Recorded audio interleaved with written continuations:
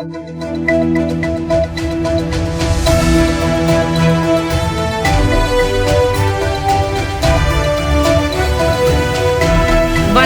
சக்தி சேனலின் புதுவையின் இன்றைய நிகழ்வுகள். புதுச்சேரி மாநிலத்தைச் சேர்ந்த ஹஜ் செல்லும் பயணிகளுக்கு ஏற்கனவே நிறுத்தப்பட்டிருந்த மானியத் தொகை விரைவில் வழங்கப்படும் என ஹஜ் கமிட்டி நிர்வாகிகளிடம் முதலமைச்சர் ரங்கசாமி உறுதியளித்தார். புதுச்சேரி மாநிலத்தில் இந்த ஆண்டு புனித ஹஜ் பயணம் செல்பவர்களுக்கு வழி அனுப்பும் நிகழ்ச்சி மற்றும் ஹஜ் கடமை நிறைவேற்றுவதற்கான வழிகாட்டுதல் நிகழ்ச்சி புதுச்சேரி மாநில அரசு ஹஜ் கமிட்டி தலைவர் இஸ்மாயில் தலைமையில் புதுச்சேரி வக்பு வாரியத்துறை அருகே உள்ள மீரா பள்ளியில் நடைபெற்றது. ஹஜ் பயணம் மேற்கொள்ளும் பயணிகள் கடைபிடிக்க வேண்டிய நெறிமுறைகள் குறித்து காரைக்கால் மெய்தீன் பள்ளி ஜாமியா மஸ்ஜித் இமாம் ரியாஸ் ஆகியோர் தலைமை உரையாற்றினர். இந்த நிகழ்ச்சியில் மாநில ஹஜ் கமிட்டி செயலாளர் சுல்தான் அப்துல் காதர், உறுப்பினர்கள் ஜஹபர், நிசார் அகமது, சலாவுதீன், காரைக்கால் வக்பு நிர்வாக சபை செயலர் செல்லப்பா உள்ளிட்டோர் கலந்து கொண்டனர். இதைத் தொடர்ந்து ஹஜ் கமிட்டி நிர்வாகிகள் சட்டப்பேரவை அலுவலகத்தில் முதலமைச்சர் ரங்கசாமியை சந்தித்து புதுச்சேரி மாநிலத்தில் இருந்து அரசு சார்பில் தேர்வாகி செல்லும் ஹஜ் பயணிகளுக்கு அரசு சார்பில் வழங்கி வந்த மானியம் கடந்த 3 ஆண்டுகளுக்கு மேலாக நிறுத்தப்பட்டது என்றும் அதை இந்த ஆண்டு வழங்க வேண்டும் என கோரிக்கை வைத்தனர். மேலும் இவர்களின் கோரிக்கையினை ஏற்று தேர்தல் நடத்தை விதிமுறைகள் தளர்த்தப்பட்ட பின்பு புதுச்சேரி மாநிலத்தில் இருந்து இந்த ஆண்டு ஹஜ் செல்லும் பயணிகளுக்கு அரசு மானியம் வழங்கப்படும் என முதலமைச்சர் ரங்கசாமி உறுதியளித்தார்.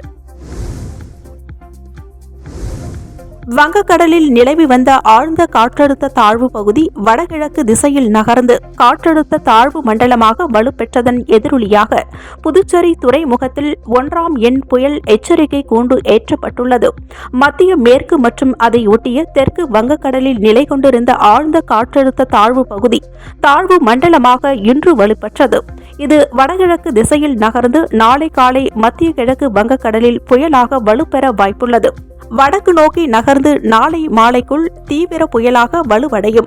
26ஆம் தேதி நள்ளிரவில் சாகர் தீவு மற்றும் கெபுபாரா இடையே வங்காளதேசம் மற்றும் அதையொட்டிய மேற்கு வங்கக்கடல் கடற்கரையை கடக்கும் என்று வானிலை ஆய்வு மையம் தெரிவித்துள்ளது. வங்கக்கடலில் நிலவி வந்த ஆழ்ந்த காற்றழுத்த தாழ்வு பகுதி வடகிழக்கு திசையில் நகர்ந்து காற்றழுத்த தாழ்வு மண்டலமாக வலுப்பெற்றதன் எதிரொலியாக புதுச்சேரி துறைமுகத்தில் 1ஆம் எண் புயல் எச்சரிக்கை கூண்டு ஏற்றப்பட்டுள்ளது. புதுச்சேரியில் வாக்கு எண்ணிக்கைக்கு 4 உதவி தேர்தல் அதிகாரிகளை நியமித்து தலைமை தேர்தல் ஆணையம் உத்தரவிட்டுள்ளது. நாடாளுமன்ற தேர்தல் கடந்த ஏப்ரல் மாதம் 19ஆம் தேதி துவங்கி 7 கட்டமாக நடைபெறுகின்றது. புதுச்சேரி, தமிழகம் உள்ளிட்ட மாவட்டங்களில் முதல் கட்ட தேர்தல் கடந்த ஏப்ரல் 19ஆம் தேதி நடைபெற்றது. வாக்கு எண்ணிக்கை வரும் ஜூன் 4ஆம் தேதி நடைபெறுகிறது. இதற்காக புதுச்சேரியில் தேர்தல் அதிகாரி குலோத்துங்கனுக்கு உதவியாக சுற்றுலாத்துறை இயக்குநர், உயர் மற்றும் தொழில்நுட்ப கல்வி இயக்குநர், தகவல் தொழில்நுட்ப இயக்குநர்கள், காரைக்கால் கோவில் செயல் அலுவலர் என 4 உதவி தேர்தல் அதிகாரிகளை நியமித்து இந்திய தேர்தல் ஆணையம் உத்தரவிட்டுள்ளது. புதுச்சேரியில் வேலை செய்த வீட்டில் 5 சவரன் தங்க நகையினை திருடிய வாலிபரை காவல்துறையினர் கைது செய்தனர். புதுச்சேரி லட்சுமி நகர் 3வது தெருவில் வசிப்பவர் முத்துக்குமார். இவர் தனது வீட்டில் வைத்திருந்த 5 சவரன் தங்க நகையினை காணவில்லை என கோரிமேடு காவல் நிலையத்தில் புகார் அளித்தார். புகாரின் பேரில் ஆய்வாளர் பாலமுருகன், துணை ஆய்வாளர் ரமேஷ் தலைமையிலான காவல்துறையினர் வழக்கு பதிவு செய்து விசாரணை நடத்தினர். விசாரணையில் முத்துக்குமார் வீட்டில் பணிபுரிந்த காரைக்காலைச் சேர்ந்த கமலேஷ் திருடியது தெரிய வந்தது. இதைத் தொடர்ந்து கமலேஷை கைது செய்து காவல்துறையினர் அவரிடம் இருந்து நகையினை பறிமுதல் செய்தனர். பின்னர் நீதிமன்றத்தில் ஆஜர்படுத்தி காலாப்பட்டு மத்திய சிறையில் அடைத்தனர். புதுச்சேரியை உலுக்கிய 9 வயது சிறுமி கொலை வழக்கில் சிறையில் உள்ள 2 குற்றவாளிகளிடம் குற்றப்பத்திரிகை நகல் வழங்கப்பட்டது. புதுச்சேரி முத்தையால்பேட்டை சோலை நகரைச் சேர்ந்த 9 வயது சிறுமி மார்ச் 2ஆம் தேதி பாலியல் வன்கொடுமை செய்து படுகொலை செய்யப்பட்டார். புதுச்சேரியை உலுக்கிய சிறுமி கொலை தொடர்பாக முத்தையால்பேட்டை காவல்துறையினர் வழக்கு பதிவு செய்து அதே பகுதியைச் சேர்ந்த முதியவர் விவேகானந்தன் மற்றும் கருணாஸ் ஆகிய இருவரை கைது செய்தனர். இவ்வழக்கில் புதுச்சேரி போக்சோ சிறப்பு நீதிமன்றத்தில் நீதிமன்றத்தில் கடந்த 3ஆம் தேதி 83 சாட்சிகள் வாக்குமூலத்துடன் ஆவணங்களுடன் 600 பக்க குற்றப்பத்திரிகை தாக்கல் செய்யப்பட்டது. இந்நிலையில் காலாப்பட்டு மத்திய சிறையில் அடைக்கப்பட்டுள்ள இவ்வழக்கின் குற்றவாளிகளான விவேகானந்தன் மற்றும் கருணாஸ் ஆகிய இருவரிடமும் குற்றப்பத்திரிகை நகலை நீதிமன்ற ஊழியர்கள் நேற்று முன்தினம் வழங்கினர். இதனையடுத்து இவ்வழக்கின் விசாரணை வருகின்ற 5 அல்லது 6ஆம் தேதிகளில் புதுச்சேரி போக்சோ சிறப்பு நீதிமன்றத்தில் நடைபெறும் என எதிர்பார்க்கப்படுகிறது. புதுச்சேரியில் மது போதையில் வாலிபர் ஒருவர் சட்டப்பேரவை அருகே உள்ள டீ கடை முன்பு கண் பார்வையற்ற நபரிடம் பணம் பறிக்க முயன்றபோது தட்டி கேட்ட டீ கடைக்காரரை கத்தியால் குத்தியதால் திடீர் பரபரப்பு ஏற்பட்டது. கேரள மாநிலத்தைச் சேர்ந்தவர் பிரபாகரன். இவர் கடந்த 40 ஆண்டுகளாக புதுச்சேரி முத்தையால்பேட்டை பகுதியில் தங்கி சட்டப்பேரவை அருகே டீ கடை நடத்தி வருகிறார். இந்நிலையில் காலை 11 மணியளவில் மது போதையில் கடைக்கு வந்த வாலிபர் ஒருவர் அங்கு அமர்ந்திருந்த கண் பார்வையற்ற நபரின் சட்டை பாக்கெட்டில் இருந்து பணத்தை எடுக்க முயன்றுள்ளார். இதனை பார்த்த கடை உரிமையாளர் பிரபாகரன் அந்த வாலிபரை தட்டி கேட்டுள்ளார். அதைத் தொடர்ந்து இருவருக்கும் வாக்குவாதம் முற்றவே ஒரு கட்டத்தில் ஆத்திரமடைந்த அந்த வாலிபர் தான் கையில் வைத்திருந்த சிறிய கத்தியை கொண்டு பிரபாகரன் கழுத்தை அறுத்துள்ளார். பின்னர் அங்கு ரகளையில் ஈடுபட்டுள்ளார். அப்பொழுது அவ்வழியாக வந்த பெரிய கடை காவலர்கள் ரகளையில் ஈடுபட்ட வாலிபரை பிடிக்க முயன்றபோது அவர் போதையில் தரையில் புரண்டு காவல்துறையினருடன் செல்ல மறுத்தார். பின்னர் காவல்துறையினர் அவரை வலுக்கட்டாயமாக இழுத்து ஆட்டோவில் ஏற்றி காவல் நிலையத்திற்கு அழைத்துச் சென்றனர். தொடர்ந்து அந்த வாலிபரிடம் நடத்திய விசாரணையில் அவர் பெயர் குரு என்றும் புதுச்சேரி நகர பகுதியில் உள்ள பிளாட்பார்ம்களில் தங்கி தினமும் மது அருந்தி கொண்டு சுற்றி வருவதும் தெரிய வந்தது. இதை அடுத்து பிரபாகரன் அளித்த புகாரின் பேரில் காவல்துறையினர் வழக்கு பதிவு செய்து விசாரணை மேற்கொண்டு வருகின்றனர். ஆதி திராவிட மாணவர்களுக்கான கல்வி கட்டணம் தொடர்பான ஆலோசனைக் கூட்டம் வரும் 27ஆம் தேதி நடைபெற உள்ளதாக அறிவிப்பு வெளியாகியுள்ளது. புதுச்சேரியில் ஆதி திராவிட மாணவர்களுக்கு ஆரம்ப கல்வி முதல் ஆராய்ச்சி படிப்பு வரை முழுமையான கல்வி கட்டணத்தை புதுவை அரசை செலுத்தி வருகிறது. அரசு உதவி பெறும் தனியார் பள்ளி கல்லூரிகளில் படிக்கும் ஆதி திராவிட மாணவர்களுக்கு இந்த கட்டண தொகை அரசின் மூலம் வழங்கப்படுகிறது. கல்வி கட்டணத்தை சில நேரங்களில் அரசு காலதாமதமாக செலுத்தும் சூழ்நிலை ஏற்படும் பொழுது தனியார் நிர்வாகங்கள் கல்வி கட்டணத்தை கட்ட மாணவர்களிடம் வலியுறுத்துவதாக தொடர் புகார்கள் எழுந்து வருகின்றன. இது தொடர்பாக உயர்கல்வித்துறை ஏற்கனவே கல்வி நிறுவன அதிகாரிகளுடன் ஆலோசனை நடத்தியுள்ளது. இதனிடையே பள்ளிக் கல்வித்துறை சார்பில் ஆலோசனை கூட்டம் வருகின்ற 27ஆம் தேதி கல்வித்துறை இயக்குநர் அலுவலகத்தில் நடைபெற உள்ளது. இந்த கூட்டத்தில் ஆதி திராவிடர் நலத்துறை இயக்குநர் இளங்கோவன் உட்பட அதிகாரிகள் பலரும் கலந்து கொள்கின்றனர். சாலையில் குப்பை கொட்டிய 37 கடைகளுக்கு உழவர்கரை நகராட்சி அபராதம் விதித்துள்ளது. புதுச்சேரியில் சாலைகளில் குப்பைகள் கொட்டக்கூடாது என்றும் குப்பை சேகரிப்பாளர்கள் மற்றும் குப்பை தொட்டியில் மட்டுமே போட வேண்டும் என்று உள்ளாட்சித்துறை அறிவுறுத்தியிருந்தது. இதனை மீறுகின்றவர்கள் மீது அபராதம் விதிக்கப்படும் என்றும் எச்சரிக்கை விடுக்கப்பட்டிருந்தது. ஆனால் அரசின் இந்த எச்சரிக்கையினை வர்த்தக நிறுவனங்கள் மதிப்பதாக தெரியவில்லை. இந்நிலையில் உழவர்கரை நகராட்சி ஆணையர் சுரேஷ் ராஜ் தலைமையில் அதிகாரி குழுவினர்கள் உழவர்கரை நகராட்சி பகுதிகளில் ஆய்வு மேற்கொண்டனர். அப்பொழுது எச்சரிக்கையினை மீறி சாலையில் குப்பை கொட்டிய 37 கடைகளுக்கு அபராதம் விதிக்கப்பட்டது. அவர்களிடம் இருந்து ரூபாய் 4750 வசூலிக்கப்பட்டது. அதைத் தொடர்ந்து திருமண மண்டபங்கள், வணிக வளாகங்கள், இறைச்சி கடைகளில் ஆய்வு செய்து அங்கு உருவாகும் குப்பைகளை பொது இடங்களில் கொட்டுவதை தவிர்க்க வேண்டும் என்று அதிகாரிகள் எச்சரிக்கை விடுத்தனர். நெட்டப்பாக்கம் கொம்யூன் பஞ்சாயத்து மூலம் 2 வார தூய்மை பணி விழா மேற்கொள்ளப்பட்டு வருகிறது. புதுவை அரசு மூலம் நகராட்சிகள் மற்றும் கொம்யூன் பஞ்சாயத்துகள் மூலம் 2 வார தூய்மை விழா தற்பொழுது மேற்கொள்ளப்பட்டு வருகிறது. இதன் ஒரு பகுதியாக நெட்டப்பாக்கம் கொம்யூன் பஞ்சாயத்து சார்பில் கொம்யூன் பஞ்சாயத்திற்கு கீழ் வரும் கிராமங்களில் தூய்மை பணி நடைபெற்று வருகிறது.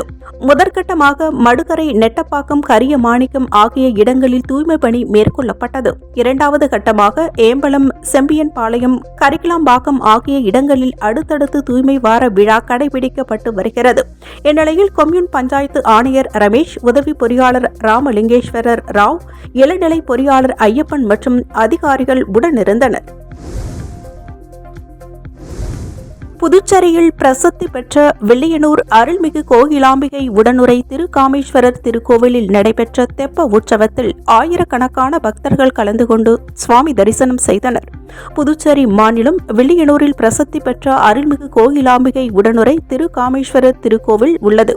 இந்த கோவிலில் பிரம்மோற்சவ விழா கடந்த 13ஆம் தேதி கொடியேற்றத்துடன் தொடங்கியது. தொடர்ந்து தினம்தோறும் சுவாமிக்கு சிறப்பு பூஜைகள் செய்யப்பட்டு வந்தன. விழாவின் முக்கிய நிகழ்ச்சியாக பிரம்மாண்ட தேர் திருவிழா செவ்வாய்க்கிழமை அன்று நடைபெற்றது. இதைத் தொடர்ந்து நேற்று முன்தினம் இரவு தெப்ப உற்சவம் நடைபெற்றது. இதில் திருகாமேஸ்வரர் சிறப்பு அலங்காரத்தில் எழுந்தருளி கோவில் குளத்தில் அமைக்கப்பட்ட தெப்பலில் அமர்ந்து காட்சியளித்தார். தொடர்ந்து சுவாமிக்கு மகா தீப ஆராதனை காண்பிக்கப்பட்டு தெப்ப உற்சவம் நடைபெற்றது.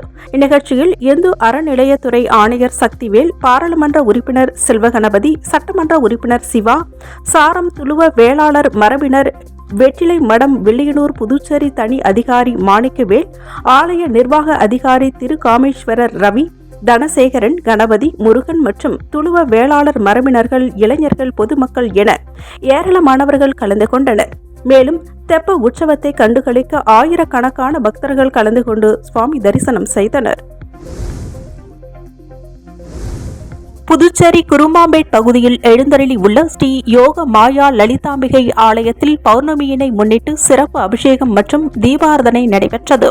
புதுச்சேரி குருமாம்பேட் பகுதியில் அமைந்துள்ளது ஸ்ரீ மகா சாம்ராஜ லலிதா மற்றும் ஸ்ரீ யோக மாயா லலிதாம்பிகை திருக்கோவில். இந்த திருக்கோவிலில் வைகாசி மாத பௌர்ணமியினை முன்னிட்டு ஸ்ரீ லலிதா மகா யாகம் நடைபெற்று ஸ்ரீ மகா சாம்ராஜ லலிதா மற்றும் ஸ்ரீ யோக மாயா லலிதாம்பிகைக்கு பால், தயிர், சந்தனம், திருநீர், திருமஞ்சனம், குங்குமம், கலச நீர் என பல்வேறு வாசனை திரவியங்கள் கொண்டு அபிஷேகம் செய்யப்பட்டு மலர்களால் அலங்கரிக்கப்பட்ட தீபாராதனைகள் காண்பிக்கப்பட்டது.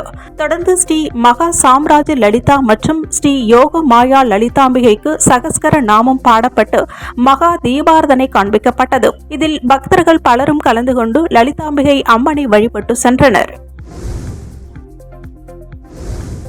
ஏம்பலம் திரௌபதியம்மன் ஆலயத்தில் கோட்டை வளைத்தல் நிகழ்ச்சி சிறப்பாக நடைபெற்றது. புதுவை மாநிலம் ஏம்பலம் கிராமத்தில் உள்ள ஸ்ரீ கிருஷ்ணன் பஞ்ச பாண்டவர் திரௌபதியம்மன் ஆலயத்தில் கோட்டை வளைத்தல் எனும் 18ஆம் நாள் பாரத போர் நிகழ்ச்சி நடைபெற்றது. இந்த நிகழ்ச்சியில் துரியோதனனுக்கும் பீமனுக்கும் நடைபெற்ற யுத்தத்தில் பீமன் வென்று பாஞ்சாலி கூந்தல் முடித்தாள் என்ற வரலாற்று நிகழ்வு அரங்கேறியது. முன்னதாக பக்காசூரனுக்கு சோறு போடுதல், அர்ஜுனன் திரௌபதியம்மன் திருக்கல்யாணம், அரவான் கடபலி ஆகியவை நடைபெற்றன. இதைத் தொடர்ந்து கோட்டை வளைத்தல் நிகழ்ச்சி நடைபெற்றன. பின்னர் தீமிதி திருவிழாவும், மறுநாள் மஞ்சள் நீராட்டு விழாவும், அதைத் தொடர்ந்து தருமர் பட்டாபிஷேகம் ஆகிய நிகழ்ச்சி நிரலின்படி நடைபெறவுள்ளது. நிகழ்ச்சிக்கான ஏற்பாடுகளை அறங்காவலர் குழுவைச் சேர்ந்த பன்னீர்செல்வம், உமா முருகன், செல்வம், ஜனார்தனன், பழனிவேல் உள்ளிட்ட பொதுமக்கள் செய்திருந்தனர். வங்கக்கடலில் காற்றழுத்த தாழ்வு மண்டலம் வலுப்பெற்றதன் எதிரொலியாக தமிழகத்தில் 9 துறைமுகங்களில் 1ஆம் எண் புயல் எச்சரிக்கை கூண்டு ஏற்றப்பட்டுள்ளது. வங்கக்கடலில் நிலவி வந்த காற்றழுத்த தாழ்வு பகுதி மே 24ஆம் தேதி ஆழ்ந்த காற்றழுத்த தாழ்வு மண்டலமாக வலுப்பெற்றதாக இந்திய வானிலை ஆய்வு மையம் அறிவித்துள்ளது. இது புயலாக வலுப்பெற்று வங்கதேசத்தை நோக்கி நகரக்கூடும் என்று அறிவிக்கப்பட்டுள்ளது. இந்திய வானிலை ஆய்வு மையம் இன்று வெளியிட்டுள்ள தகவலின்படி வங்கக்கடலில் நிலவிய காற்றழுத்த தாழ்வு பகுதி வடகிழக்கு திசையில் நகர்ந்து மத்திய மேற்கு மற்றும் அதையொட்டிய தெற்கு வங்கக்கடல் பகுதிகளில் ஆழ்ந்த காற்றழுத்த தாழ்வு பகுதியாக நிலவியது. இது மேலும் வடக்கு திசையில் நகர்ந்து மே 24ஆம் தேதி மத்திய வங்கக்கடல் பகுதிகளில் காற்றழுத்த தாழ்வு மண்டலமாக வலுப்பெற்றது. இது மேலும் அதே திசையில் நகர்ந்து மே 25ஆம் தேதி புயலாக உருவாகும். இதற்கு ஓமன் நாடு ரெமல் என பெயர் வழங்கியுள்ளது. இது வங்கதேசத்திற்கு அருகே தீவிர புயலாகவே கரையை கடக்கும் என்று இந்திய வானிலை ஆய்வு மையம் தெரிவித்துள்ளது. மெக்சிகோவில் தேர்தல் பிரச்சார மேடை சரிந்து விழுந்து விபத்திற்குள்ளானது. இந்த விபத்தில் ஒரு குழந்தை உட்பட 9 பேர் உயிரிழந்துள்ளனர். மேலும் 50க்கும் மேற்பட்டோர் காயமடைந்தனர். மெக்சிகோவில் வரும் ஜூன் 2ஆம் தேதி அதிபர் தேர்தல் நடைபெறவுள்ளது. இதனையொட்டி அரசியல் கட்சி தலைவர்கள் தீவிர பிரச்சாரத்தில் ஈடுபட்டு வருகின்றனர். இந்நிலையில் அந்நாட்டின் வடக்கு மாகாணமான நியூவோ லியோனியில் உள்ள சான் பெட்ரோ கார்சியா நகரில் நேற்று பலத்த காற்று வீசியது. அப்பொழுது குடிமக்கள் இயக்கம் கட்சியின் ஜனாதிபதி வேட்பாளராக போட்டியிடும் ஜார்ஜ் அல்வாரெஸ் மேனஸின் பிரச்சார நிகழ்ச்சிக்காக அமைக்கப்பட்டிருந்த மேடை சரிந்து விழுந்தது. இது தொடர்பாக வீடியோ வேகமாக பரவி வருகிறது. குடிமக்கள் இயக்கம் கட்சியைச் சேர்ந்த பல்வேறு தலைவர்களும் நிகழ்ச்சியில் பங்கேற்றனர். இந்நிகழ்ச்சியின் போது பலத்த காற்று வீசியதில் மேடை சரிந்து விழுந்ததாக கூறப்படுகிறது. மேலும் மேடை சரிந்ததில் 9 பேர் இடிபாடுகளில் சிக்கி உயிரிழந்தனர். 50க்கும் மேற்பட்டோர் படுகாயம் அடைந்ததாக முதற்கட்ட தகவல்கள் வெளியாகி உள்ளன. இது மிகவும் சோகமான செய்தி என்று நியூவோ லியோன் மாநிலத்தின் கவர்னர் சாமுவேல் கார்சியா தெரிவித்துள்ளார். IPL T20 கிரிக்கெட் தொடரில் இன்று இரவு 7:30 மணிக்கு சென்னை சேப்பாக்கம் MA சிதம்பரம் மைதானத்தில் நடைபெறும் பிளே ஆஃப் சுற்றின் தகுதி சுற்று 2இல் சன்ரைசர்ஸ் ஹைதராபாத், ராஜஸ்தான் ராயல்ஸ் அணிகள் பலப்பரீட்சை நடத்துகின்றன. இந்த ஆட்டத்தில் வெற்றி பெறும் அணிகள் வரும் 26ஆம் தேதி இறுதிப் போட்டியில் கொல்கத்தா நைட் ரைடர்ஸ் அணியுடன் பலப்பரீட்சை நடத்தும். .com தலைமையிலான சன்ரைசர்ஸ் ஹைதராபாத் அணி லீக் சுற்றில் 2வது இடம் பிடித்து அசத்தி இருந்தது. தொடர்ந்து நடைபெற்ற தகுதிச் சுற்று ஒன்றில் 8 விக்கெட்டுகள் வித்தியாசத்தில் கொல்கத்தா நைட் ரைடர்ஸ் அணியிடம் தோல்வி அடைந்திருந்தது. இந்த ஆட்டத்தில் ஹைதராபாத் அணியின் அதிரடி பேட்ஸ்மேன்களாக டிராவிட்ஸ் ஹெட் ரன் எதுவும் எடுக்காமலும் அபிஷேக் சர்மா 3 ரன்களிலும் ஆட்டம் இழந்து ஏமாற்றமடைந்துள்ளார். எனினும் இன்றைய ஆட்டம் முக்கியத்துவம் வாய்ந்தது என்பதால் இவர்கள் மீண்டும் மட்டையை சுழற்றக்கூடும் என எதிர்பார்க்கப்படுகிறது. இத்துடன் சக்தி சேனலின் புதுவையின் இன்றைய நிகழ்வுகள் முடிவடைகின்றன. வணக்கம். உங்கள் சக்தி சேனலின் புதுவையின் அன்றாட நிகழ்வுகளை உடனுக்குடன் தெரிந்து கொள்ள சக்தி சேனல் புதுச்சேரி யூடியூப் சேனலை சப்ஸ்கிரைப் செய்து கொள்ளுங்கள். மறக்காமல் பெல் பட்டனையும் கிளிக் பண்ணுங்க, ஷேர் பண்ணுங்க, லைக் பண்ணுங்க. உங்கள் சக்தி சேனல்.